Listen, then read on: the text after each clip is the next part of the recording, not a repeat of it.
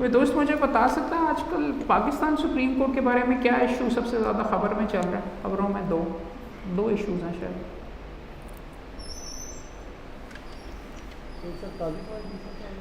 वो क्या वो जज साहब का नाम नहीं, वैसे बताइए इशू क्या है? लेकिन सर इशू ये है कि सो मोटो पावर के बारे में वो कह रहे हैं कि ये चीफ जस्टिस और पाकिस्तान का जो है ये पावर है, तो उनके अलावा कोई नहीं। उन्होंने रजिस्ट्रार को ख़त भी लिखा है कि जनाब जो मेरे बारे में सो मोटो एक्शन हो रहा है वो गलत हो रहा है। उनके बारे में तो कोई सुओ मोटो एक्शन नहीं हो रहा। उन्होंने सुओ मोटो जो लिया था वो रेफ़र किया था, उसके ऊपर वो ये कह रहे हैं कि मुझे क्यों एक्सक्लूड किया गया और किस तरह करके। कॉन्स्टिट्यूशन के अंदर क्या दोस्त बता सकते हैं क्या लिखा हुआ है कि कौन करेगा सुओ मोटो को, जिसको पावर कहते हैं, कौन एक्सरसाइज करेगा? वहाँ पे क्या लफ्ज़ लिखा हुआ है? वहाँ पे लफ्ज़ लिखा हुआ है सुप्रीम कोर्ट। अब सुप्रीम कोर्ट का मतलब ईच एंड एवरी जज होता है कि सुप्रीम कोर्ट का मतलब चीफ जस्टिस है कि क्या तरीका है एग्जैक्टली? कॉन्स्टिट्यूशन के अगर अल्फाज हैं वहाँ पे लिखा हुआ है कि सुप्रीम कोर्ट, तो क्या सुप्रीम कोर्ट का मतलब है सारे जजेस मिल के सुप्रीम जो कोर्ट की एक कमेटी? एक तो ये लाइव इशू है। दूसरा इशू कौन सा चल रहा है वहाँ पे आजकल?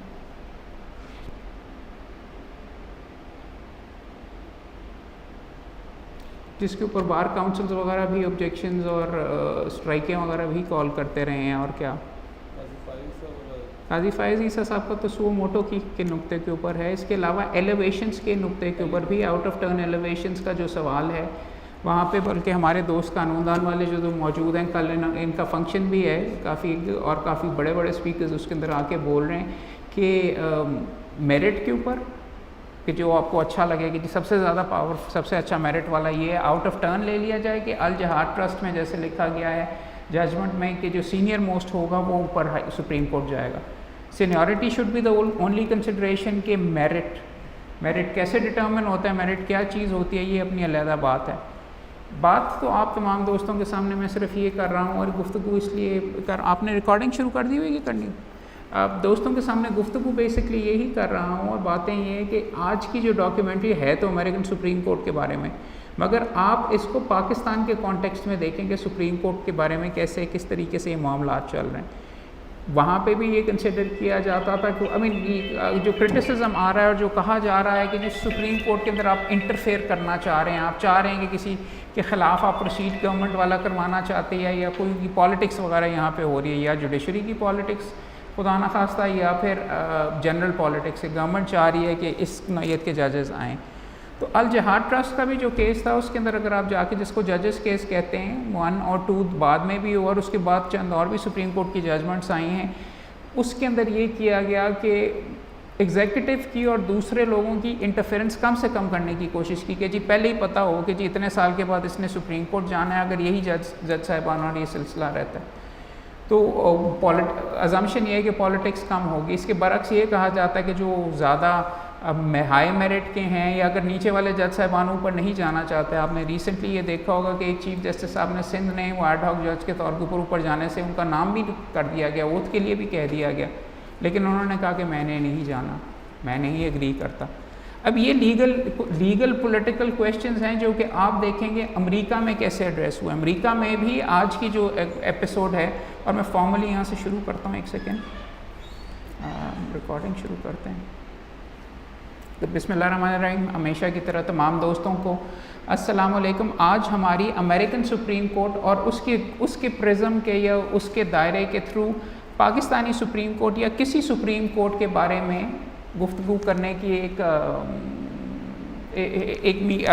हमारी मीटिंग ही है, जिसके अंदर हम एक डॉक्यूमेंट्री देखेंगे। ये डॉक्यूमेंट्री का चौथा पार्ट है, अमेरिकन सुप्रीम कोर्ट कैसे बना, वो फंडामेंटल राइट्स को कैसे प्रोटेक्ट करता रहा और जुडिशल रिव्यू के आइडिया को उन्होंने किस तरीके से डेवलप किया और उसको किस तरीके से डेवलप करते हुए उन्होंने अपनी स्ट्रेंथ कैसे बनाई, वो हम पहली 3 किस्तों में देख चुके हैं।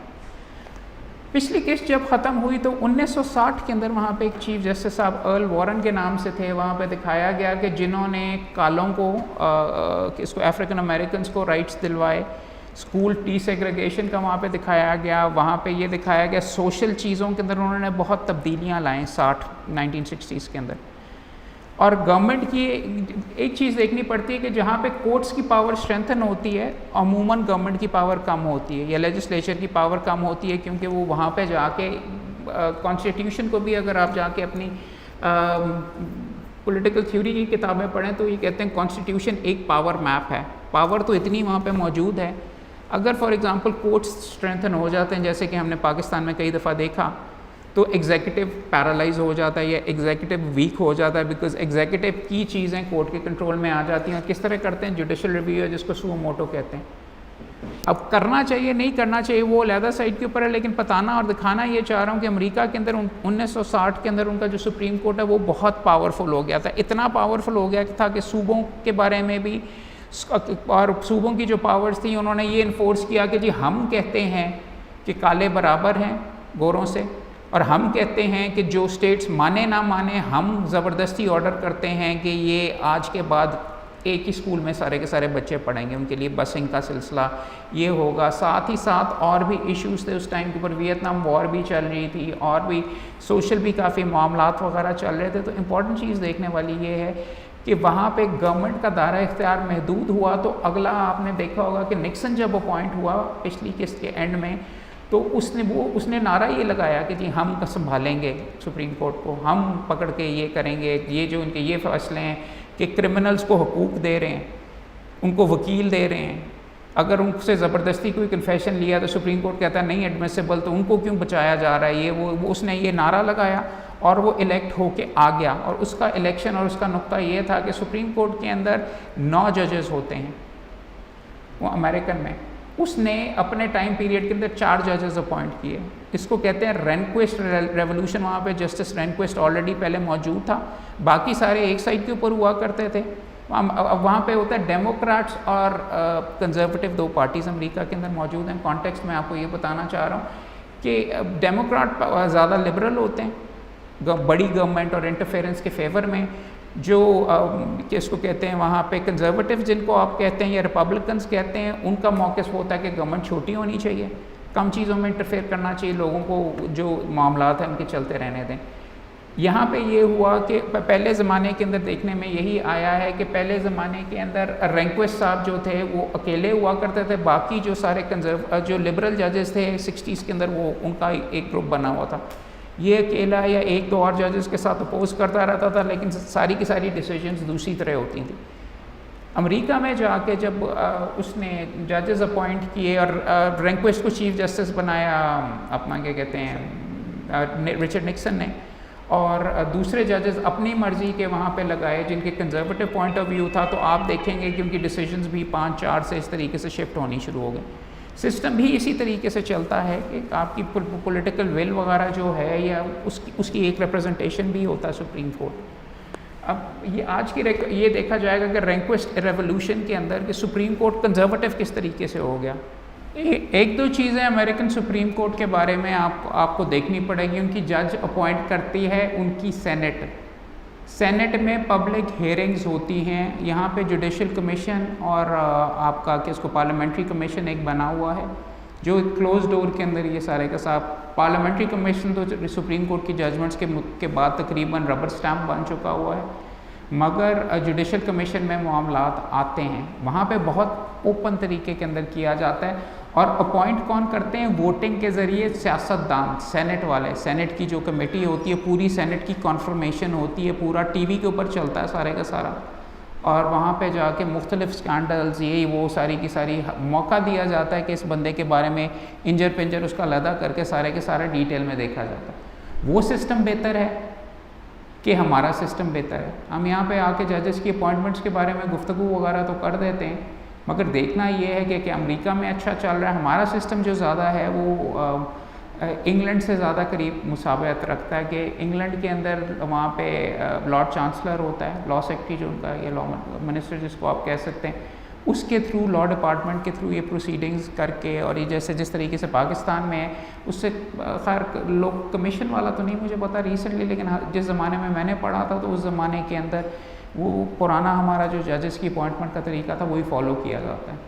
बंदे इंसान हर जगह पे, सिस्टम्स अलग-अलग बने हुए। और दूसरी इंपॉर्टेंट चीज़ नोट करने वाली ये है कि अमेरिका के अंदर जब आप सुप्रीम कोर्ट का जज लगा देते हैं तो वो ताहयात होता है, या रिज़ाइन करेगा या इम्पीचमेंट के ख़िलाफ़ के ज़रिए हटाया जाएगा, जो कि तकरीबन नामुमकिन होती है अमेरिका के अंदर।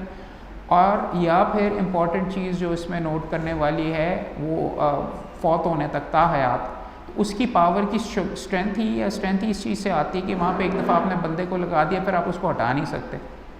तो इसलिए वहाँ पे जजेस को अपॉइंट करना वो और भी ज़्यादा सीरियस हो जाता है, बिकॉज़ यहाँ पे तो रिटायरमेंट है, वहाँ पे रिटायरमेंट एज भी नहीं है। वो 90 साल की उम्र तक अगर वो चाहता है तो वो वहाँ पे सिर्फ वही बंदा चाहता है तो वो कंटिन्यू कर सकता है। 2-3 चीज़ें आपने इसके अंदर नोट की होंगी। पहली चीज़ आप ये नोट करें, और करनी की तो करनी चाहिए। एक चीज़ आपको मैं पॉइंट आउट इसके अंदर करना चाहूँगा कि निक्सन जब वो अपॉइंट कर रहा था तो वो ये चीज़ कंसिडर करता, यार इसके बाल लंबे हैं, ये पिंक कमीज़ इसने क्यों पहनी हुई है, ये वो वगैरह। वहाँ पे भी इंसान सारे के सारे बचते हैं, लेकिन एंड में इसको जाके जो जज रेनक्विस्ट है, जो आगे जाके चीफ जस्टिस अमेरिका का बनेगा, उसकी सारी बैकग्राउंड आपके सामने रख दी जाती। अमेरिकन सिस्टम में एक चीज़ आप ज़रा ये देखिए कि अमेरिकन सिस्टम के अंदर जजेस की अपॉइंटमेंट में एक इम्पॉर्टेंट पार्टी वहाँ पे नहीं होती। वो कौन सी है? पाकिस्तान से आप कंपेयर करेंगे तो जजेस को कौन अपॉइंट कर रहा है बेसिकली आजकल प्रिंसिपली? नहीं, ऑर्डर तो प्रेसिडेंट का होता है, लेकिन बेसिकली कहाँ से पाबंद है, कौन सी एंटिटी जजेस को अपॉइंट करती है? जुडिशल कमीशन, या जिसकी सबसे ज़्यादा से है वो है जजेस बेसिकली खुद। हमारा सिस्टम ये है कि जजेस खुद जज साहिबान को सब बेसिकली प्रिंसिपली प्रैक्टिकली कर रहे हैं। अमेरिका में क्या सिलसिला है? अमेरिका में एक जज भी आपको वहाँ पे नज़र नहीं आया। सेनेट के वो जो सारी तस्वीरें दिखा रहे थे, वो जो बंदे बैठे हुए थे, वो सारे के सारे सेनेटर्स थे, अवाम के नुमाइंदे थे। तो वहाँ पे फिर ये भी सवाल आता है कि कौन सा सिस्टम बेहतर है और किसकी ज़्यादा सैंक्टिटी है, क्योंकि वहाँ पे अवाम के नुमाइंदे कर रहे हैं, अवाम के नुमाइंदों को इम्पोर्टेंट ये वज़न ज़्यादा दिया जाता है। यहाँ पे अवाम के नुमाइंदों को कहा जाता है कि यार ये तो इनको तो आता नहीं है, वैसे आप सियासी वजह से वजूहात से आ जाते हैं। तो अवाम की आवाज़ इन अपॉइंटमेंट ऑफ जजेस आप कह सकते हैं कि नहीं एग्जिस्ट करती पाकिस्तान के अंदर। अब अच्छी बात है बुरी बात है वो अलग चीज़ है, मगर कम अज़ कम आप ये देख सकते हैं उनके सिस्टम के अंदर यहाँ पे हाँ पार्लियामेंट्री कमेटी बाद में डाली गई है तरमीम के ज़रिए, मगर पार्लियामेंट्री कमेटी जैसे कि मैं आपको कह रहा था इफ़ेक्टिवली एक रबर स्टैम्प है। वंस अगेन क्वेश्चन यही आता है कि और वो पार्लियामेंट्री कमेटी को डाला भी शायद इसीलिए गया था कि अवाम की आवाज़ आए। बट आपके सामने जो मामलात हैं जिस तरीके से है, तो आप यही चेक कर रहे हैं कि ये जज साहब जो थे, एक जज का तो उन्होंने बताया कि यूनानिमसली पास हो गया आराम से, सारों ने दोनों पार्टियों ने कहा हाँ ठीक है इसको कर दो। इसको ये मसा पास एज एन इनको पास किया। इनकी बैकग्राउंड वहाँ पे अमेरिका में जाके, अमेरिका में तो जब आप जज अपॉइंट कर रहे होते हैं, उसने जब वो इंटर्नशिप कर रहा था उसने एक मेमो लिखा था फ़लाँ जज के लिए कि जी एक नुक्ते के ऊपर, वो भी निकाल के ले आए कि यार इससे लगता है कि कालों के ख़िलाफ़ है, और उसके ख़िलाफ़ उसकी ऑपोजिशन भी आपके सामने आ रही है। मुकम्मल तौर पे चेक करके बंदे को आगे भेजा जाता है। जैसे कि यहाँ पे आपको दिखा रहे हैं 8-1 सुप्रीम कोर्ट के अंदर ये हारा करता था सारे का सारा, 8 जजेस एक साइड के ऊपर। एक चीज़ आपने इसके अंदर नोटिस शायद की हो, 46 अमेरिका में कितनी स्टेट्स हैं? 50 हैं। उनमें से 46 स्टेट्स ने जहन बना के कानून बनाया हुआ था अवाम के नुमाइंदों ने, मगर 9 साहिबान जो सुप्रीम कोर्ट में बैठे हुए थे उन्होंने 46 के 46 कानून को ख़त्म कर दिया कि ये कॉन्स्टिट्यूशन से मुतसादिम है। कॉन्स्टिट्यूशन के अंदर कहीं राइट टू अबॉर्शन का जिक्र नहीं है अमेरिकी के अंदर, राइट टू प्राइवेसी का भी जिक्र नहीं है। पाकिस्तान कॉन्स्टिट्यूशन के अंदर प्राइवेसी का वर्ड यूज़ हुआ है, वहाँ पे नहीं है। ना सिर्फ कोर्ट्स ने, कोर्ट की पावर देखी है सुप्रीम कोर्ट की कि वो कह सकते हैं कि जी एक राइट टू लाइफ के अंदर और इस मुख्तलिफ राइट्स को मिक्स कर लें तो एक राइट टू प्राइवेसी भी एग्जिस्ट करता है, और राइट टू प्राइवेसी के अंदर एक औरत के पास राइट टू अबॉर्शन है। कहाँ से कर दिया, लिखा कहीं नहीं हुआ। अगर आप इस जजमेंट वगैरह को पढ़ें, रेंक्विस्ट का कानूनन उसकी जजमेंट दुरुस्त है, मगर 8 जज साहिबान की पावर ये देखिए कि वो 46 स्टेट्स के कानून को रद्द कर सकते हैं। उन्हीं लोगों ने अपॉइंट करके उनको वहाँ पे दिया हुआ, और इस केस के अंदर ये हुआ। इसीलिए सबसे ज़्यादा अमेरिका का कंट्रोवर्शियल केसेस अगर आप देखें तो रो वर्सेस वेड, ये जिस केस की बात हो रही है उसके ऊपर सबसे ज़्यादा ये मामलात होते हैं, और उसके ऊपर सबसे ज़्यादा, और बल्कि जज की कॉन्फर्मेशन में भी पूछा जाता है उस केस के बारे में आपका क्या ख्याल है। उसके मुताबिक कि कुहत्तुल इम्कान कोशिश की जाती है कि इसको ख़त्म करवाया जाए अमेरिका में, और वो ख़त्म करवाने का क्या तरीका है, ऐसे जजेस को वहाँ पे बिठाया जाए सुप्रीम कोर्ट के अंदर जब मौका मिले, जो कि कह के जाएं कि हाँ जी हम ख़त्म करेंगे। ये मामला आगे चलाए। ये अमेरिका का आजकल का सुप्रीम कोर्ट का चीफ जस्टिस है सिटिंग, जॉन रॉबर्ट्स, वो भी इस डॉक्यूमेंट्री के अंदर आप देखें, जजेस डॉक्यूमेंट्रीज़ में आ रहे हैं। ये पीछे जो तस्वीर आप देख रहे थे, ये सुप्रीम कोर्ट के चीफ जस्टिस मेज़ के ऊपर बैठ के सारे के सारे हुए हैं। अब डेकोरम की भी एक सवाल आप कर सकते हैं यहाँ पे। वहाँ पे जो अंदाज़ है वो अपनी तस्वीरें वगैरह रिलीज़ करवा रहे हैं इस तरह के तरीके की, ये रिकॉर्ड करके। क्या ये बेहतर है किसी सिस्टम में कि अवाम के अगर आपने करीब होना है कि मी लॉर्ड, वो जैसे फॉर एग्जांपल एक यहाँ पे हमारे डोगर साहब, एक डोगर साहब कहा करते थे कि ये इलीगल है मी लॉर्ड कहना और ये कहना और वो कहना, कि उनका रोस्ट्रम पे ऊंचा बैठा हुआ। यहाँ पे आप देखेंगे चंद जज साहिबान को मेज़ों के ऊपर बैठ के, वैसे कालों से एक था जस्टिस ब्रेनन की जो तस्वीर थी, या इन सारों की जो इकट्ठी थी इनफॉर्मेलिटी। सवाल एक ये भी शायद आपको आप पूछने की ज़रूरत है कि क्या फॉर्मेलिटी या इनफॉर्मेलिटी जुडिशरी में होनी चाहिए कि नहीं। डिस्टेंस, हमारा कोड ऑफ कॉन्डक्ट जो है वो सारी की सारी चीज़ें, और आप जो इमेज दे रहे हैं वो आप पावर का आपने देना है वहाँ पे कि हम आप में से हैं वाला देना है, कि आपने काला कोट और टाई पे और बड़ी ऊंची बिल्डिंग के ऊपर ऊंची जगह के ऊपर बैठना है। ये भी एक जुडिशरी का फंक्शन है कि किस नौइयत का होगा। हाँ, पहले तो कि जिस ज़माने के अंदर वहाँ पे इंपीरियल जुडिशरी हुआ करती थी, गोरों की जब जुडिशरी थी और हमें उन्होंने नीचे रखना था, जब तो समझ आती थी डेकोरम।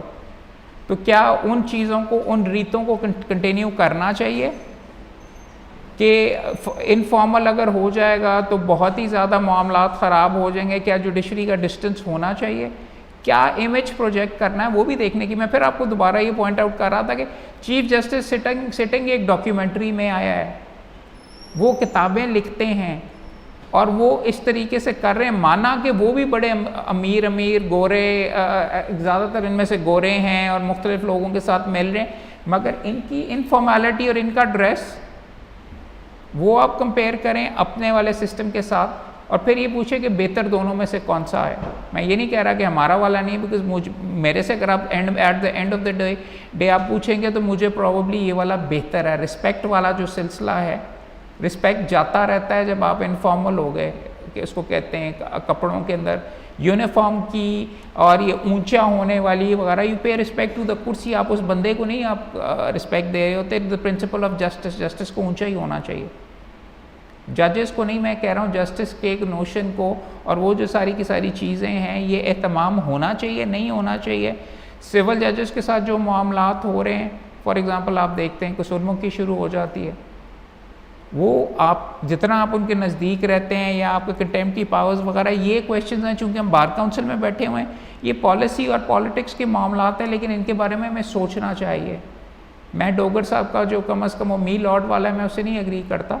मेरे नज़दीक आपको रिस्पेक्ट पे करनी चाहिए, ख़ास तौर पे सुपीरियर कोर्ट के जो जज साहिबान हैं, बिकॉज़ इस इंस्टीट्यूशन को आप अपने से ऊपर रखेंगे तो तमाम लोग रखेंगे। अगर आप नहीं रखेंगे और आप इक्वल रिस्पेक्ट बल्कि हायर रिस्पेक्ट नहीं अदा करेंगे, तो या अगर आप वैसे ये करना चाहेंगे, जजेस के साथ सेल्फियाँ उतारेंगे, और होता है वो लोग तड़प के जाते हैं कि जी जो ओथ टेकिंग के ऊपर, या अगर कोई खाना वगैरह हो रहा हो एनुअल जहाँ पे मिक्स कर रहे होते हैं, वहाँ पे जजेस के साथ सेल्फियाँ ले रहे होते हैं।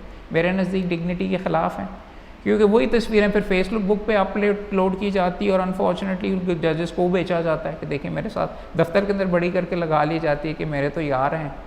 जज साहब को पता भी नहीं होता। फैक्ट ऑफ द मैटर इस वजह से डिस्टेंस की भी शायद ज़रूरत होती है। 2-3 चीज़ें आपको यहाँ पे मैं दिखा दूँ। ये जो हैं, जो बंदे साथ बैठे हुए, ये इसके कोर्ट क्लार्क्स हैं। हमारे सुप्रीम कोर्ट में भी ये यहाँ से अमेरिका से ही देख के ये इंट्रोड्यूस करवाया गया। फैसलों के फर्स्ट ड्राफ्ट रिसर्च करने के लिए अमेरिका में सिलसिला ये, जो बहुत ज़बरदस्त टॉप के जो स्टूडेंट्स होते हैं उनको उनके सुप्रीम कोर्ट और उनके जजेस अपने क्लर्क्स के तौर पे रखते हैं, फैसलों के ड्राफ्ट्स भी उनसे लिखवाते हैं, और उसके बाद फाइनल तो अपना अपडेट वगैरह करके करते हैं, रिसर्च भी वो करवाते हैं। ये सारी की सारी चीज़ें यहाँ पे मौजूद हैं, तो उनके साथ इनफॉर्मली बैठ के ये डिस्कशन हो रही है। जजेस अपने चेंबर के अंदर ये मामलात वगैरह सारे डिस्कस भी किया करते हैं। एक चीज़ आपके सामने, और जो कि पाकिस्तान के अंदर भी आप बेशुमार देखेंगे, आप कई मुकदमे आप ऊपर लेके जाएंगे हाई कोर्ट में और सुप्रीम कोर्ट में, जी आपने अपील में अपना ये ग्राउंड ली थी, या अपनी रिटन स्टेटमेंट के अंदर या अपने सूट के अंदर आपने ये ग्राउंड ली थी कि नहीं। वही नुक्ता आप यहाँ पे देखेंगे कि ये आपको पॉइंट आउट कर रहे हैं यहाँ पे कि रिक्वेस्ट के जहन के अंदर ये था कि भाई तुझे 2 जगह के ऊपर मौका मिल गया, सूट में तूने नहीं प्लीड किया, फिर वो अपील में भी गया, अपील में भी नहीं प्लीड किया, तो मैं सुप्रीम कोर्ट में क्यों अलाउ करूँ। दूसरे जजेस, जो जज साहब यहाँ पे जो ब्रेनन बैठे हुए, उसकी थ्योरी ये थी कि भाई वहाँ पे माठे अगर आपको नीचे मिल गए हुए हैं, वकील वगैरह आपका अच्छा नहीं था, या वकील ने कोई चीज़, आप हमारे पास सबसे ज़्यादा क्लाइंट्स आके ये कहते हैं वो जी अपील के अंदर कि यार उन वकील माठा सी, तो हम मुझे क्यों सज़ा मिले, वकील ने नहीं किया, या वकील ने नहीं सोचा, ना वकील ने नहीं प्रॉपर्ली ये सारी की सारी चीज़ें ली।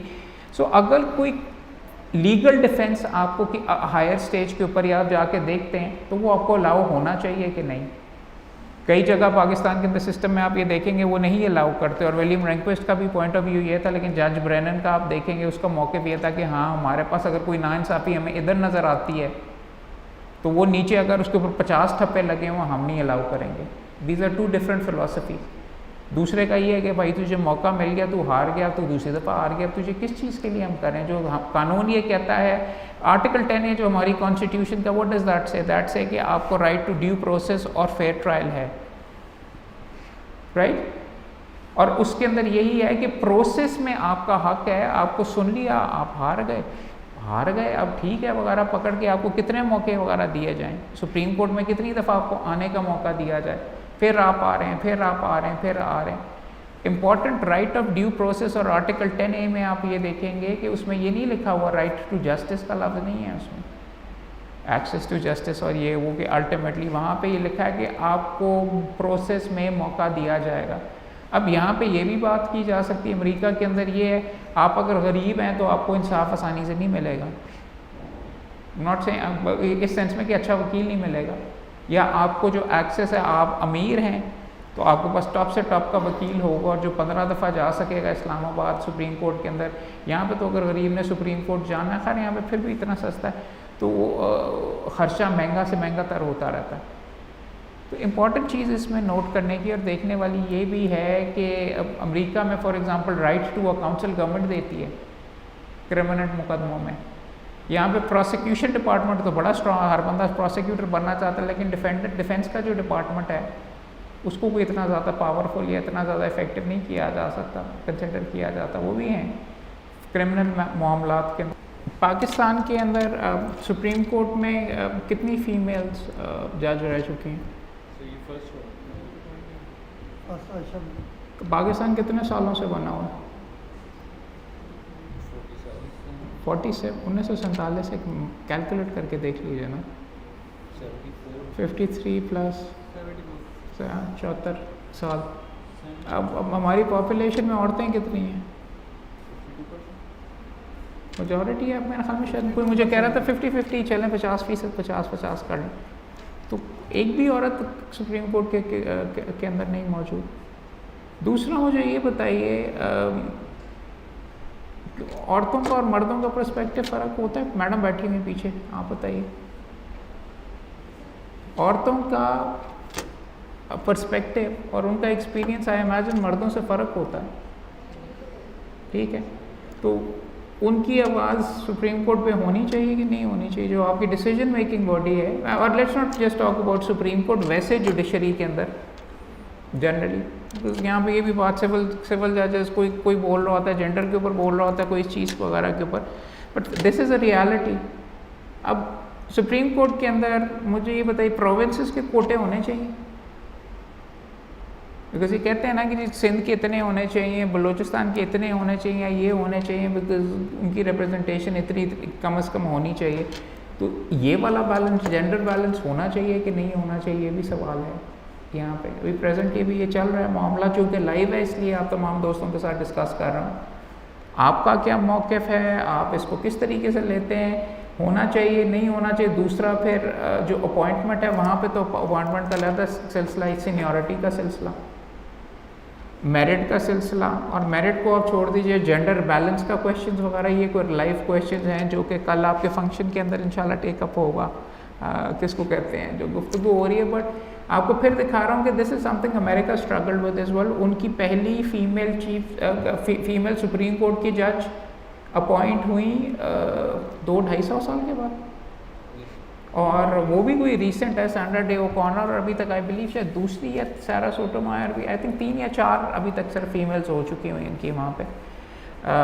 But this is something you need to consider आपस में हम यहाँ पे बैठ के कि जेंडर बैलेंस वगैरह क्या इंपॉर्टेंट है कि नहीं, और आप किस तरीके से डिटर्मिन करेंगे कि सुप्रीम कोर्ट पे कौन कौन बंदा जाता है। एक सवाल आप तमाम दोस्तों के सामने ये कल अब इनकी पता नहीं क्या गुफ्तगू वगैरह होती है, लेकिन वो जी मेरिट वाले बंदे को हम ऊपर लेके जा रहे हैं नीचे से ये करके वगैरह। आप सवाल ये कर सकते हैं कि अगर वो हाई कोर्ट का चीफ जस्टिस हो सकता है बंदा और मुकदमे ज़िंदगी मौत के वो सुन सकता है, तो क्या उसके अंदर सुप्रीम कोर्ट जाने का मेरिट नहीं है? ये जब आप ये गुफ्तगू वगैरह करते हैं, और क्या काबिलियत क्या आपको उसकी किस तरीके से आप चूज़ वगैरह करेंगे, this is a consideration as well. तो इस सिस्टम को आपने किस तरीके से बनाना है कि आउट ऑफ टर्न प्रमोशंस की चूँकि हम बात कर रहे हैं, out of turn promotion allow करनी चाहिए कि नहीं, कि यू शुड जस्ट से कि सारों को उनको पता होना चाहिए। फिर अगर आउट ऑफ टर्न प्रमोशन है तो देन फिर मुख्तलिफ लोग ये यहाँ पे आपको दिखा रहे थे कि जी देन फिर आप पॉलिटिक्स भी करेंगे कि जी मैं ऊपर सुप्रीम कोर्ट जा सकूं या मुझे सुप्रीम कोर्ट में ना लेके जा सकें, और ये वगैरह ये डिसीजंस अगर आपके लिए या आपके जॉब के अंदर ही अगर आप इसको नौकरी के तौर के ऊपर अगर आप ट्रीट कर रहे हैं तो ये इश्यूज़ भी वहाँ पे हो जाते हैं। तो it does tend to politicise as well.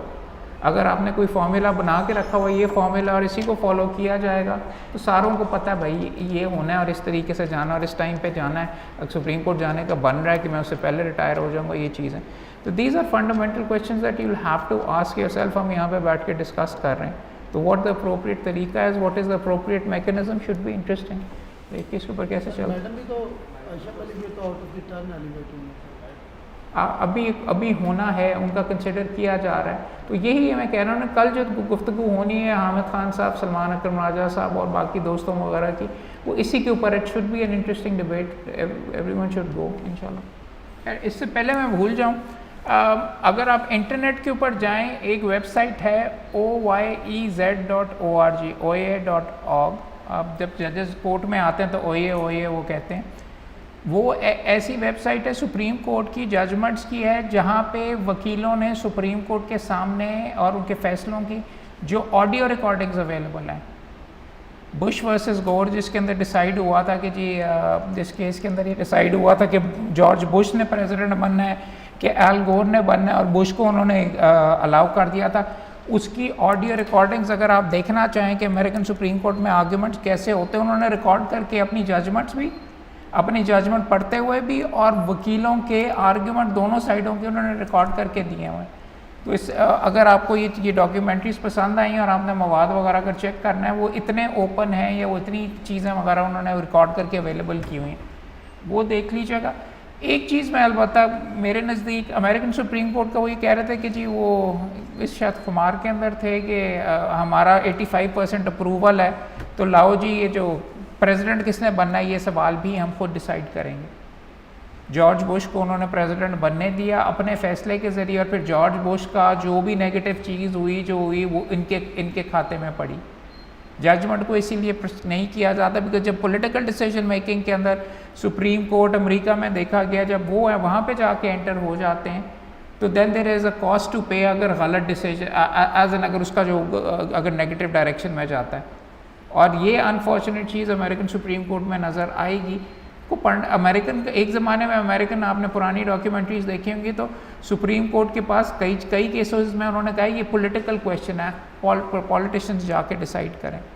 मगर यहाँ पे तो उन्होंने यूएस फ्लोरिडा सुप्रीम कोर्ट, वहाँ पे प्रोविंसेस में भी सुप्रीम कोर्ट होता है, उन्होंने कहा लाओ जी हम डिसाइड करते हैं। उनके पास केस चल रहा था और अपने पास ला के उन्होंने ये जो काउंटिंग रीकाउंटिंग है वो ख़त्म कर दी।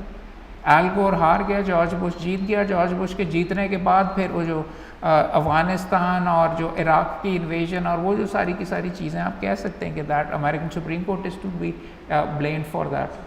जी सर, ये 4 पार्ट्स आपने देख लिए अमेरिकन सुप्रीम कोर्ट के, और आपने ये इसके अंदर ये देखा कि अमेरिकन सुप्रीम कोर्ट इब्तिदा में एक ऐसा इदारा था जिसके पहले 2 सुप्रीम कोर्ट इसको खुदे लाइन कंसिडर करते थे, वो कहते हैं हम कहाँ जाके फंस गए हैं, वहाँ पे उसके जो चीफ जजेस जो थे सुप्रीम कोर्ट के, वो रिज़ाइन कर देते थे। वो कहते थे बेहतर है कि हम कहीं और काम कर लें, ये बहुत सर खपाई है। आहिस्ता आहिस्ता डिसीजन इनकी किस तरीके से इन्होंने अपने आप को स्ट्रॉन्ग किया, मार्बरी वर्सेस मैडिसन, और अब ये है वो कह रहे हैं कि जी अमेरिका के अंदर ये कंसिडर किया जाता है, सही है गलत है, पसंद आती है लोगों को नहीं, लेकिन हर बंदा ये मानता है कि सुप्रीम कोर्ट की डिसीजन सुप्रीम है। और एक ज़माना लिंकन के टाइम में और दूसरों के ऊपर यह था कि उन्होंने कहा था कि जी अगर कोर्ट को इतना ही शौक है ये डिसीजन करने का, हम नहीं मानते, जाए कोर्ट खुद ही सब करवाए। अब ऐसी कोई बात नहीं है, अब वहाँ पे वो भी इम्प्लीमेंट करते हैं। और पाकिस्तान यहाँ पे हमारे पाकिस्तान की फॉर एग्जांपल सुप्रीम कोर्ट ने एक सिटिंग प्राइम मिनिस्टर को डिस्क्वालीफाई किया और वो डिसीजन एक्सेप्ट हुई और वो डिसीजन को इम्प्लीमेंट किया गया। एक नया प्राइम मिनिस्टर आया। पॉलिटिकल विल में हमारे सुप्रीम कोर्ट का भी कद माशाल्लाह है। ये बंदा तो कोई डिनाई नहीं अब करता कि सुप्रीम कोर्ट की डिसीजन सुप्रीम नहीं है। और वो भी स्ट्रेंथ ओवर टाइम जैसे कि डेवलप की गई है, वो अब आप देखेंगे जिस तरीके से ये हुआ है। इस सुप्रीम कोर्ट के साथ मार्शल लॉज भी आए, और दूसरा अब सुप्रीम कोर्ट एक तरीके से उसके अगेंस्ट बंद भी कंसिडर किया जा सकता है। आपने देखा कि इस तरीके से मुख्तलिफ PCOs और उन्होंने PCOs को स्ट्राइक डाउन भी किया। It is probably one of the most powerful supreme courts there are दुनिया के अंदर। इफ़ेक्टिव भी है। अब इफ़ेक्टिवनेस कितनी है, वर्कलोड काफ़ी ज़्यादा है, मगर ये चीज़ तो कम अज़ कम एक्सेप्टेड है कि it is the supreme court करके। आप में से किसी दोस्तों की कोई ऑब्जर्वेशन या कोई क्वेश्चन हो तो प्लीज़ ज़रूर पूछिए, कुछ डिस्कस करना चाहें अगर इसके ऊपर।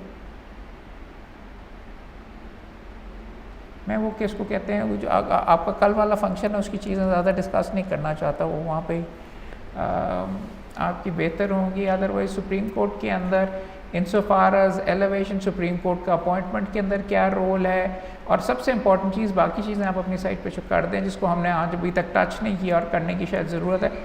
सो मोटो की पावर कैसे सुप्रीम कोर्ट को एक्सरसाइज करनी चाहिए, बिकॉज ये बहुत क्रूशल स्टेज के ऊपर बंदयाल साहब इसके ऊपर हेयरिंग वगैरह भी कर रहे हैं, कर दी है मेरे ख्याल में, शायद कर दी है। अब उस जजमेंट क्या आती है, क्या रूल्स बनाते हैं, ये ज़रूरत है बहुत ज़्यादा। सो मोटो बहुत अच्छी पावर भी है और बहुत नेगेटिव पावर भी एक तरीके से हो सकती है कि उस बंदे के पास अगर किसी इंडिविजुअल के अगेंस्ट एक्सरसाइज की जाए, उसके पास राइट ऑफ अपील नहीं होता। सुप्रीम कोर्ट ने अगर उसके अगेंस्ट प्रोसीड कर दिया तो फिर तो सुप्रीम कोर्ट का भी हम बात कर रहे थे, बड़ी अच्छी बात है, सुप्रीम कोर्ट सुप्रीम है, मगर अगर इब्तिदा आपकी वहाँ से ही हो जाए तो देन फिर सुप्रीम कोर्ट के अंदर ये आपको इशू वगैरह आता है, आपका right of appeal and everything is affected.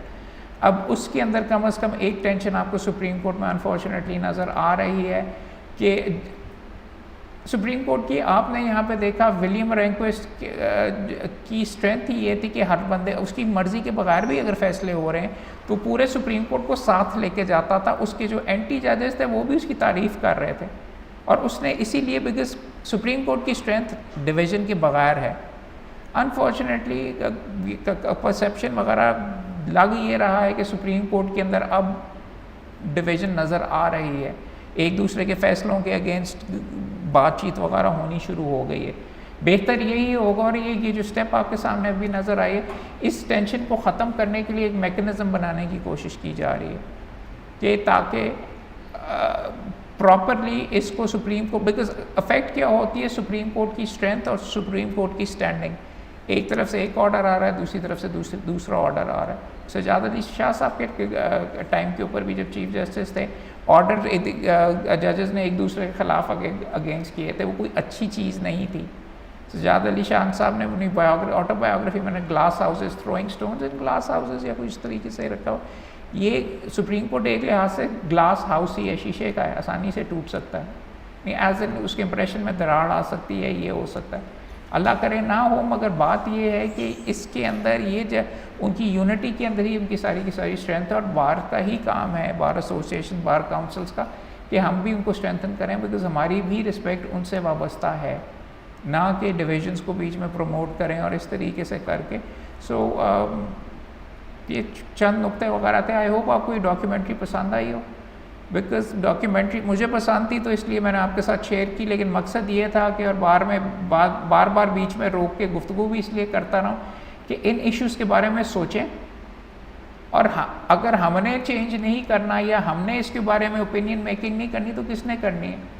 हम अब इक़्तिदार की या उस इन्फ्लुएंस की सीट के ऊपर सारे बैठे हुए, मैं भी हूँ और आप भी बार काउंसिल में, इसीलिए इसकी गुफ्तगू हो रही है कि यहाँ से आपकी आवाज़ जाती है, यहाँ से आपकी जो पॉलिसी वगैरह है, किस डायरेक्शन में मुल्क ने जाना है, किस डायरेक्शन के अंदर किस डायरेक्शन के अंदर आपकी जुडिशल पॉलिसी होनी चाहिए, सुप्रीम कोर्ट की, ये गुफ्तगू यहाँ पे होनी चाहिए, होती नहीं है अनफॉर्चुनेटली।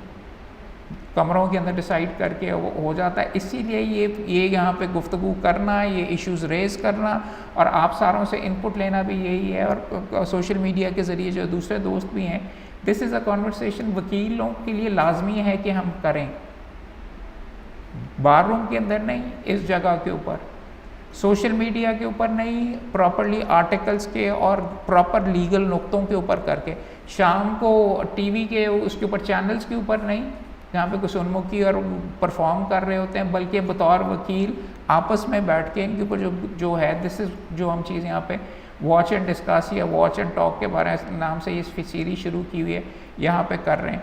डॉक्यूमेंट्रीज़ तो मेरे पास और भी हैं, वो आगे चलाई जा सकती। अगली दफ़ा कोई आपको फ़िल्म दिखाएंगे कानून से ताल्लुक़ रखने वाली, और उस फिल्म के बारे में फिर जो इश्यूज़ वगैरह हैं उनके बारे में हम गुफ्तगू वगैरह करेंगे। कानून के अंदर अच्छी चीज़ ये है कि आपको बेशुमार ज़बरदस्त फिल्में भी मिलेंगी, और उसके अंदर अगली दफ़ा मेरे जहन में है एक मूवी है 12 एंग्री मैन के नाम से, वो प्रॉबली हम बैठ के डिस्कस करेंगे यहाँ पे अगले वीकेंड के ऊपर ही। और वो 12 एंग्री मैन के अंदर भी कुछ यही सिलसिला है। उसके अंदर दिखाया हुआ फिल्म के शुरू के अंदर ये एक मर्डर का मुकदमा डिसाइड हो गया। अब डिसाइड करने के लिए कमरे में जाके जूरी के जो 12 बंदे हैं वो अब डिसाइड कर रहे हैं कि बंदे को फांसी देनी है कि नहीं। कोई मेरे ख्याल में 70-75 मिनट की फिल्म है, देखने के काबिल है, मिल के देखेंगे और उसके अंदर जो इश्यूज़ रेज होते हैं उनके बारे में फिर बैठ के गुफ्तगू भी करेंगे। ठीक है, तो तमाम दोस्तों का आने का शुक्रिया, आपके आने की वजह से ही रौनक लगती है, और थैंक यू। अगर कोई क्वेश्चन हैं तो पूछ लीजिए। सर ये अमेरिका की सुप्रीम कोर्ट ने वो मर्डर वर्सेस मेडिसन के केस में उसी दौर में इंटरवीन नहीं करना शुरू कर दिया था सर पॉलिटिकल मैटर्स में? नहीं, वो बहुत ज़बरदस्त मार्बरी वर्सेस मेडिसन के अंदर उन्होंने बिल्कुल भी नहीं किया, बिकॉज अगर आपने पहली एपिसोड आप देखी थी, तो सर नहीं, पहली एपिसोड मेरे से आप ले लीजिएगा, उसमें जो रिलीफ लेने के लिए बंदा आया था उसको रिलीफ नहीं दी गई थी। उसको ये कहा गया था, मार्बरी आया था ये कहने के लिए कि जी मुझे फेडरल जज बना दिया गया है, मुझे मेरा अपॉइंटमेंट का ऑर्डर दें। कोर्ट ने कहा कि नहीं, हम आपको नहीं दे सकते, लेकिन साथ ये कह दिया कि अगर ज़रूरत हमें पड़ी तो हम फैसला जो करना है, कानून और आइन क्या कहता है वो हक हमारे पास है, मगर यार तुम्हारा हक नहीं बनता तो इसलिए तुम्हें हम फारिग करते हैं। रिलीफ उन्होंने इंटरवीन नहीं किया, प्रिंसिपल इस्टेब्लिश कर लिया कि जुडिशल रिव्यू हमारे पास पावर है, और उस चीफ जस्टिस ने 2 या 3 मेरे ख्याल में 10-15 साल के अंदर 2 या 3 इंस्टेंसेस के अंदर इंटरफेयर किया था। और अगर आप पहली एपिसोड देखोगे तो उसके अंदर जो उनका ग्रेटेस्ट चीफ जस्टिस जिसको कंसिडर किया जाता है जस्टिस जॉन मार्शल, उसने अपने जिस फैसले में उसने इंटरवीन किया था, उसने कहा था कि जी ये रेड इंडियन जो होते हैं उनसे ज़मीनें गलत छीनी जा रही हैं और उनके साथ बड़ी ज़्यादती हो रही है और उनके ट्रीटी के साथ की वायलेशन हो रही है। उसने ऑर्डर तो कर दिया, लेकिन गवर्नमेंट ने कहा कि जी कर दिया तो जाके इम्प्लीमेंट खुद ही करवाएं, और उसको इग्नोर किया और रेड इंडियंस की ज़मीनों को कब्ज़ा करने की गवर्नमेंट ने फिर भी कर लिया। तो मैं यही बता रहा हूँ कि एक तरीका जुडिशल रिव्यू का, जुडिशल रिव्यू है ही इंटरवेंशन। आप जुडिशल रिव्यू में ये होते हैं कि आप ओवरऑल देखते हैं, बादी नज़र में देखते हैं कि क्या ये कानून मैलाफाइड तो नहीं है, अनरीजनेबल तो नहीं है, या ये जो डिसीजन इस बंदे ने की है ये इस नौयत की तो नहीं है कि जो कोई बंदा भी नहीं कर सकता, मुकम्मल तौर पे गलत है। अगर थोड़ी बहुत भी गलत हो तो उस डिसीजन को नहीं छेड़ा जाता। ये इंटरवीनिंग कोर्ट नहीं है, वहाँ पे तो जाके तकरीबन इफेक्टिवली एंड में जाके तो अमरीकी सुप्रीम कोर्ट ने ये कह दिया सदर आपका ये है। अब आप कह सकते हैं कि किसने डिसाइड करना था, अगर नहीं करना था मोहम्मद साहब, अगर सुप्रीम कोर्ट ने डिसाइड करना था तो कौन जाके, दोनों जाके ज़बरदस्ती जैसे होता है कि यहाँ पे कि जी मैं हैगा प्रेसिडेंट मैं इलेक्ट हो गया और प्रेसिडेंट मैं हो गया, कुर्सियों के ऊपर जाके बैठ जाते हैं और कुसुरमुखी शुरू हो जाती है दोनों पार्टीज़ का। तो हाँ, सुप्रीम कोर्ट ने वहाँ के थोड़ा बहुत डैमेज लिया, लेकिन सुप्रीम कोर्ट ने कह दिया, एक बंदे को सुप्रीम कोर्ट ने डिसीजन दे दिया कि भाई तुम्हारा काम है। अगर वो ना डिसाइड करते तो फिर कौन डिसाइड करता? नीचे भी कोर्ट से होके फिर अल्टीमेटली सुप्रीम कोर्ट के पास आना था। आप कह सकते हैं अगर आप उस डिसीजन को सुप्रीम कोर्ट को डिसाइड करेंगे जी कभी इस कोर्ट में मुकदमा चल रहा था, इसमें करा था, सुप्रीम कोर्ट ने कहा लाओ हम डिसाइड करते हैं, वन वे और दी अदर, सुना, डिसाइड कर दिया, हो गया, जो है वो है। और वो फिर कह रहे थे कि पब्लिक से पूछा गया कि ये फैसले के बारे में क्या है, तो उन्होंने कहा कि जी पार्टीजन है, मेजॉरिटी ने ये कहा कि पार्टी बेसिस के ऊपर ये डिसाइड हुआ है क्योंकि रिपब्लिकन थे, मगर इसके बावजूद सुप्रीम कोर्ट का फैसला सर आंखों पे। उन्होंने पसंद भी उसकी मोटिवेशन भी नहीं, लेकिन कोई डिसीजन तो होनी है ना, और अगर कोई डिसीजन नहीं होगी, सिस्टम की भी और सुप्रीम कोर्ट की भी इंपॉर्टेंस एक ये है कि someone has to decide ultimately कि भाई ये है और यूँ होना है, और फिर वो इम्प्लीमेंट किया जाए। उसके बाद कोई दूसरी अपील नहीं है कि नहीं जी हम एंज नहीं इवेंट कोशिश करते हैं 19-20 में कि उसमें दरार डालें, उसको लिमिट करें और ये वो होगा, बट सुप्रीम कोर्ट का मकसद भी इस सिस्टम में ये समझें यही है। मैं शुरू में सबसे पहले इंटरव्यू मैंने ये हमने जो हमारा पहला लेक्चर था उसके अंदर मैंने ये पूछा था भाई वो पंजाब सुप्रीम कोर्ट क्यों नहीं हो जाता और सिंध सुप्रीम कोर्ट क्यों नहीं हो जाता और पेशावर सुप्रीम कोर्ट क्यों नहीं हो जाता, और ये करके इस तरीके से, बिकॉज़ ये पाकिस्तान है, ऊपर के लेवल पे एक सुप्रीम कोर्ट का सुप्रीम होना लाजमी है, इसलिए एक कोर्ट आप ऊपर बनाते हैं जो कि जिसका फैसला एंड ऑल है, उन्होंने फैसला करना है। पंजाब के अंदर अगर आपका फैसला एंड में हो जाता और सिंध सुप्रीम कोर्ट कुछ और ऑर्डर कर देता है तो सिंध में जाएंगे तो एक कानून लागू होगा, ये पाकिस्तान है और एक मुल्क है और सारे सूबों के ऊपर लागू होना है। तो अगर सारे सूबों के ऊपर लागू होना है, अमेरिका में भी पहले बड़ी ये टेंशन थी, अमेरिका के अंदर यूनाइटेड स्टेट्स वो अपने आप को कहते थे, लेकिन उनके जहन के अंदर वो जब शुरू के अंदर 12 उनकी स्टेट्स थी, वो 12 ममालिक ही थे, उन्होंने कहा मिलजुल के कर लेते हैं, और फिर आहिस्ता आहिस्ता उनकी नेशनल आइडेंटिटी और उनका सुप्रीम कोर्ट ने कहा कि नहीं हम तो अब फेडरल मामलों में नहीं, हम तो प्रोविंशियल मामलों में भी देखेंगे, हम तय तक जाएंगे, हम हर मामला देखेंगे। जब हर मामला देखना शुरू किया तो तब उनका सुप्रीम कोर्ट एक्चुअली जाके सुप्रीम हो गया, बिकॉज हर मामला देखा करता था। अब उनकी कोई लिमिटेशंस नहीं है, उनकी अपनी लिमिटेशंस हैं। यहाँ पे भी पाकिस्तान के अंदर भी यही सिलसिला है, इसलिए मैं कहता हूँ हमारा पाकिस्तान का सुप्रीम कोर्ट बहुत स्ट्रांग है कि they can go ahead and they can claim to be supreme and they are supreme. उनसे ऊपर तो नहीं कोई और कोर्ट मौजूद ना, अल्लाह मियां के कोर्ट ही है ultimately at the end of the day, तो उसको नहीं कुछ किया जा सकता। So this is what needs to be understood. शुरू में भी जो बात थी, अच्छा आपने ये क्वेश्चन रेज किया, शुरू में भी ये क्वेश्चन था, this is why a supreme court becomes supreme and why you need a supreme court. घर में बड़ा एक बच्चा बुड़ करता रहता है यूँ होना चाहिए, दूसरा कहता है बुड़ नहीं यूँ होना चाहिए, बस अब्बा जी ने उन कह देता, और जहाँ पे जाके अब्बा जी की बात नहीं चलती फिर वो घर टूट जाते हैं, फिर 1971 भी हो जाता है, और फिर ये सारे का सारा होता है, घर के अंदर भी होता है, फिर बीवी उठा के एक बंदे को घर अलग करवा देती, दूसरा इधर करवा देती, बिकॉज अब्बा जी का या सुप्रीम कोर्ट जो घर का है वो डिसीजन नहीं ले सकता या इम्पोज नहीं कर सकता। सो आपको हर लेवल के ऊपर ये चीज़ें नज़र आएंगी। सर जैसे चेक एंड बैलेंस सिस्टम है अमेरिका का, तो आपने बताया कि 46 स्टेट्स ने एक कानून बना दिया, तो सर ये चेक एंड कॉन्स्टिट्यूशनली ये खिलाफ नहीं है चीज़ के, अगर वो कॉन्स्टिट्यूशन से मुतज़ाद नहीं करता वो कानून? सुप्रीम कोर्ट ने कह दिया कि कॉन्स्टिट्यूशन से मुतज़ाद हैं, 46 प्रोविंसेस गलत कर रहे हैं और ये कॉन्स्टिट्यूशन से मुतज़ाद है, मैं सेट असाइड। और देखो फंडामेंटल राइट्स वगैरह, और मैं सुप्रीम कोर्ट के इतने ख़िलाफ़ नहीं होऊंगा क्योंकि मैं मेजॉरिटी के इतने फेवर में नहीं हूँ जहाँ पे फंडामेंटल राइट्स की बात है। अगर ये बात है तो ठीक है, आपको फ़लाँ फ़िरका नहीं पसंद, उनको फांसी तक लगा दें। आपको फ़लाँ उसको कहते हैं जो रिलीजियस सेक्ट नहीं पसंद, तो आप सारे के सारे बैठ के उसके ख़िलाफ़ डिसाइड कर लें कि जी कानून ये होगा या वो ये करेंगे, ये सारे इस तरीके के होंगे या इस नौइयत के। आपने ये चीज़ जर्मनी में देखी जो यहूदियों के साथ हुआ, उनके जजेस भी उनके कानून लागू किया करते थे। बल्कि एक फ़िल्म अगर देखनी है तो अगली दफ़ा है लंबी, लेकिन अगर आप अपने टाइम में देखें, एक फ़िल्म है judgment at Nuremberg, World War 2 की, और असली रियल लाइफ की है कि वर्ल्ड वॉर 2 जब हो गई तो लोगों के ऊपर क्रिमिनल ट्रायल्स चलाए गए वर्ल्ड वॉर 2 के बाद जर्मनों के ऊपर, कि जिनके अंदर जो उनके फ़ौज के हेड थे कि तुमने वो क्राइम्स अगेंस्ट ह्यूमैनिटी की है, उनके जो सियासतदान थे तुमने क्राइम्स अगेंस्ट, और वहाँ के जजेस पे भी चलाए गए। जजमेंट एट न्यूरमबर्ग इसके बारे में है कि जजेस के ऊपर मुकदमा चल रहा होता है कि भाई ये इनह्यूमन कानून था, तुमने क्यों लागू किया। लोगों को उसको कहते हैं, लोगों के अगेंस्ट उनके यहूदियों के हकूक़ और ये वो सारे के सारे उनसे सलब किए जा रहे थे, मगर तुम इम्प्लीमेंट करी जा रहे थे, उसका जवाब दो। बिकॉज वो वहाँ पे ये कहा जाता है कि फंडामेंटल राइट्स इनसे छीने जा रहे थे। तो देखने की काबिल है, और ये वाले इश्यूज़ आपने हिस्ट्री के अंदर देखे हुए हैं। सो अगर आप मेरे से पूछो, ये टेंशन हमेशा रहेगी, बिकॉज जहाँ पे भी कोर्ट इंटरफेयर करेगा, एक फ़ैसला करेगा, तो वो किसी के फ़ैसले के ख़िलाफ़ ही कर रहा है ना।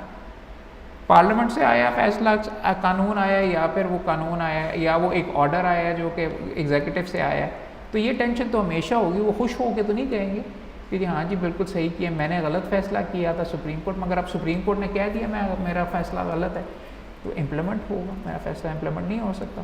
तो इसलिए ये चेक्स एंड बैलेंसेस का कॉन्सेप्ट यही है। डिसीजन मेकिंग कहीं और से होती है। सुप्रीम कोर्ट पाकिस्तान का हर डिसीजन नहीं ले रहा, जो उसके सामने चैलेंज होके आता है वही होता है। एग्जीक्यूटिव दिन में 172 करते हैं, जो जिसमें से एक शायद ये 2 ऊपर अल्टीमेटली सुप्रीम कोर्ट के पास चला जाता है। तो पावर अभी भी एग्जीक्यूट करने की एग्जीक्यूटिव के पास मौजूद है। लेजिस्लेचर एग्जीक्यूटिव नहीं बनाता, वो पार्लियामेंट से बन के आता है, मगर एक दूसरे के ऊपर ही मुकम्मल तौर के ऊपर चेक्स एंड बैलेंसेस हैं। वो इस तरीके से, अगर सिस्टम अच्छे तरीके से चल रहा हो, जब सिस्टम अच्छे तरीके से नहीं चल रहा होता तो फिर मुल्क टूटता है, फिर एहतजाज होते हैं। आप यहाँ पे भी देखिए, फॉर एग्जांपल अमेरिका के अंदर आप यहाँ पे कह रहे हैं कि वो हमें ही लेक्चर देते रहते हैं सारे। अमेरिका के अंदर उनके पॉलिटिशियंस मर्डर नहीं हुए 1960 में, उनका प्रेसिडेंट बैठा हुआ प्रेसिडेंट मर्डर नहीं हुआ, उनका मार्टिन लूथर किंग नहीं हुआ, उनका रॉबर्ट कैनेडी नहीं हुआ, उनकी सड़कों के ऊपर आगे नहीं लगी हुई थी, उनके कालों के ऊपर डंडे नहीं चल रहे थे, उनके स्कूलों के अंदर आग नहीं लगी हुई थी, वहाँ पे टेयर गैस नहीं हो रही थी। This is a part of growing up. लोग इस प्रोसेस से वगैरह तमाम ममालिक वगैरह गुजरते भी हैं, मगर इतना भी जो जब हमें कोई बैठ के लेक्चर वगैरह करता है ना पाकिस्तानियों को और इन मामलों का, आप कह सकते हो भाई कालों को कब तुमने हकूक़ दिए, तुम्हारे सुप्रीम कोर्ट में हमें जो तुम अभी बैठ के कर रहे हो, कितने 200-250 साल के अंदर कितनी औरतें तुम्हारे सुप्रीम कोर्ट के अंदर गई हैं, कब पहली वाली कब गई हैं, औरतों को वोटिंग के हकूक़ कब दिए गए, औरतों को प्रॉपर्टी के हकूक़ कब दिए गए, स्टफ लाइक दैट। तो ये चीज़ें दूसरों का सिस्टम देखने की, और एक डॉक्यूमेंट्री का ये भी है कि आप में भी आगाही आए कि उनमें भी क्या खराबियाँ, ये आसमान से उतरी हुई मखलूक नहीं है, हमारी तरह के ही इंसान हैं, वो अपने प्रोसेस से गुजर के गए हैं, वो सिस्टम में बिलीव करते हैं, वो इम्प्लीमेंट करते हैं। हम कहते हैं कि नहीं जी फिर से ज़ीरो के ऊपर चलो, इसको यूँ चुप के कर दो, ये प्रेसिडेंशियल सिस्टम नहीं आना चाहिए, ये यूँ नहीं होना चाहिए, वो नहीं, जो होना trust the system. I think ultimately ये है मेरी रिकमेंडेशन। बाकी अब तमाम दोस्तों से गुफ्तगू होती है, अब जाके थोड़ी सी वकालत कर ली जाए दफ्तर में। शुक्रिया, थैंक यू जी।